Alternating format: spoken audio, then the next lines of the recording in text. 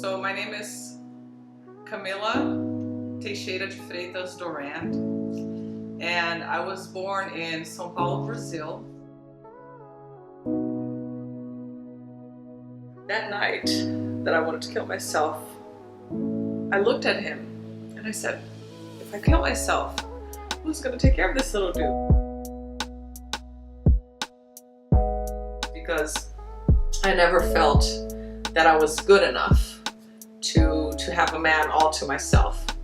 So this relationship that I have with my husband, Lee, is the first healthy relationship, the first real relationship that I actually have. The strength that comes, this wanting to give to others, to help others heal, to help others transform and be happy, because life is wonderful. It comes from God. I truly believe that. Hi, I'm Camila Durand, and I'm a licensed clinical professional counselor here in Nevada. I'm also a hypnotherapist. I have a PhD in counseling, education, and supervision.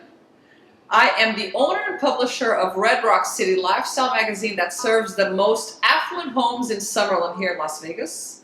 And I am the author of Back to Me, Changing How I Feel About My Mother, My Body, and Men. I am here to share my story with you. I hope you enjoy. So my name is Camila Teixeira de Freitas Durand, and I was born in São Paulo, Brazil. I grew up, the first 6 years of my life were in Brazil. Then I went to live in Africa, Nigeria, in Lagos for 4 years. When I was 10, I went back to Brazil. And since then, I've been traveling the world, living here, living there. I was an exchange student here in the United States at 16. Then I dropped out of law school. I went to spend a year in Europe backpacking. I changed careers a few times. I had cancer. I met the love of my life 11 years ago.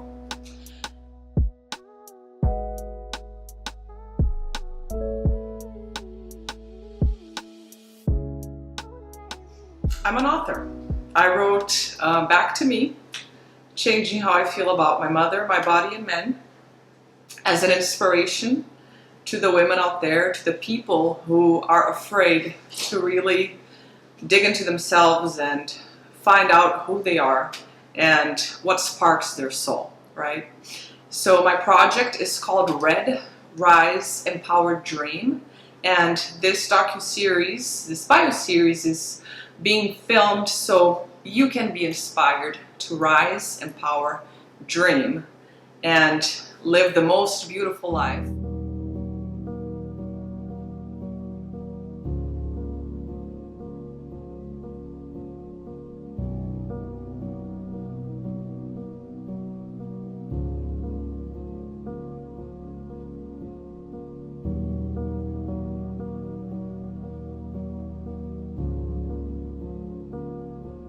So every chapter of my book has a title, right?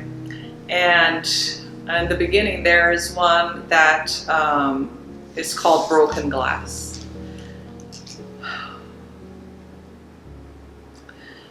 So I realized my mom was acting funny, right? My mom was acting so funny. She was being silly a lot, especially at night. And I didn't know why was my mom being so silly? And I was only 10 years old. I didn't understand anything about alcoholism or getting drunk, nothing. And so one night, I hear this glass break in our laundry room. And I rushed, I'm like running to help, and there's broken glass on the floor, and my mom's on the floor. And she's like laughing and trying to get on a ladder. I didn't understand anything, right? But I'm like, why? What happened? She's like laughing, and that's what I remember, the glass being broken. It smelled of alcohol, and I think that's when I started to understand that she had been drinking. And I remember my aunts and uncles being home to comfort her. and she just kept drinking. So that chapter is about me understanding at 10 years old what she was doing. So another chapter of the book is A Rose is a Rose is a Rose, because my mom was she was a devout Catholic, and she was devout to a particular saint, Saint Rita, Santa Rita de Cássia. I'm like, why are you crying? She's like, this is Saint Rita's flower, and this is a sign that your dad's gonna come back. I can reach even more people and really, really fulfill my purpose in life, which is to help people rise, empower, and dream.